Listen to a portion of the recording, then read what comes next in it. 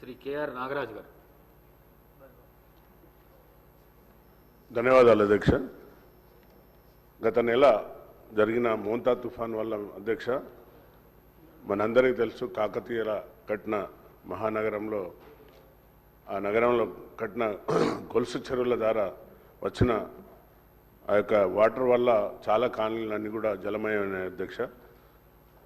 గౌరవ ముఖ్యమంత్రి గారు తక్షణమే వరంగల్ నగరాన్ని విజిట్ చేసి తగిన సూచనలు ఇచ్చే అధికారులకు, అలాగే ఎవరైతే బాధితులు ఉన్నారో వాళ్ళందరికీ కూడా ఒక నెల రేషన్, అలాగే హౌస్ హోల్డ్స్ అందరికి కూడా 15,000 చొప్పున ఇవ్వడం జరిగింది అధ్యక్ష.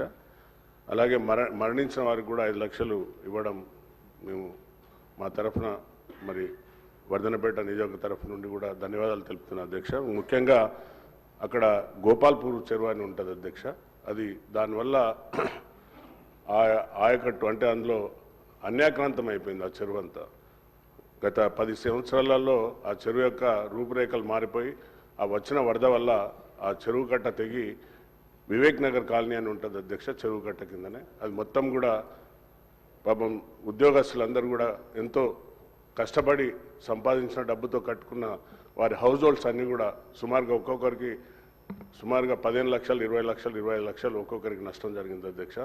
కాబట్టి దయచేసి మీ ద్వారా ఇరిగేషన్ మినిస్టర్ గారికి, అలాగే మా యొక్క ముఖ్యమంత్రి గారికి తక్షణమే ఆ గోపాల్పూర్ చెరువును రిట్మెంట్ చేసి శాశ్వత పరిష్కారం చేయాలని కోరుకుంటున్నా అధ్యక్ష. రెండో విషయం, సభ్యుడు మాట్లాడుతూ బాంబులతో పేల్చేస్తున్నారని అసత్య ప్రచారాలు ఇక్కడ కూడా మాట్లాడడం సిగ్గుచేట అధ్యక్ష. దాన్ని వెంటనే తొలగించాలి అధ్యక్ష. రికార్డులోకి వెళ్ళి తొలగించాలి అధ్యక్ష.